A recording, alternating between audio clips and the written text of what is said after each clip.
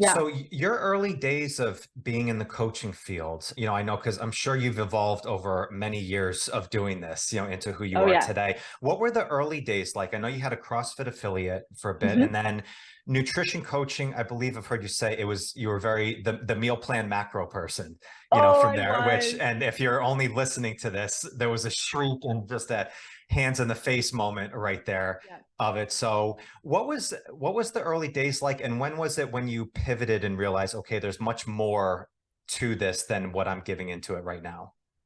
Okay, so you know the memes. If I'm gonna just paint a visual picture for you guys listening, that's like, this is what my mom thinks I do. This is what my teacher thinks I do. This is what society thinks I do. This is what my clients think I do. This is what I think I do.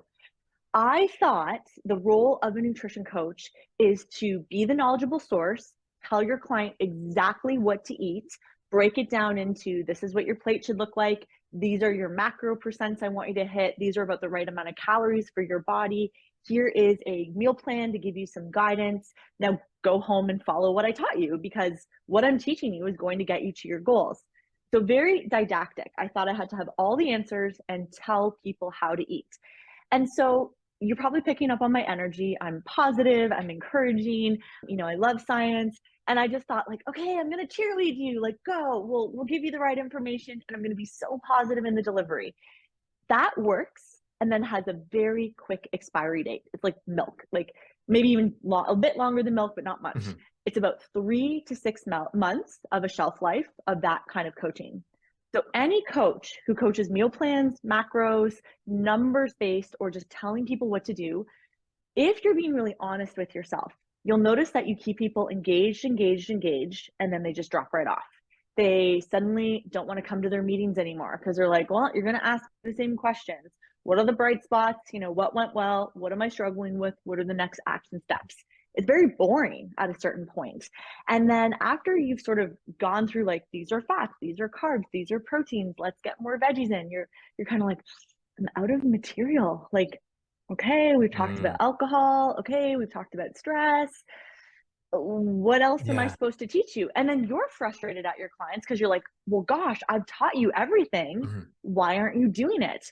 But remember my comment from earlier, really, we're not food, educators. We are behavior change facilitators. Mhm. So a very happy accident. And I used to teach at a university as a foods and nutrition prof. And I believe all little breadcrumbs kind of connect to the story of like becoming better. And I bumped into a colleague in the hallway, and her research was in the subject of motivational interviewing. I had no idea what those words meant. I was like you motivate them? Like, are you in the science of like how to motivate? And she's like, no, the name's a bit misleading. Motivational interviewing is about asking powerful questions and being more like a road trip buddy who's helping navigate with the map. But ultimately the client is the one in the driver's seat. They pick the destination, they pick the speed, they pick the stops they want to Mhm. sightsee and go, take little detours on. And your job is just to just help them figure out what their goals are, why it's important to them, what are they willing to do, what aren't they willing to do, which I'd never thought of that. I was like, no, you hired me to get this result. You should be willing to do whatever Right. I tell you to do. No, it doesn't really work like that.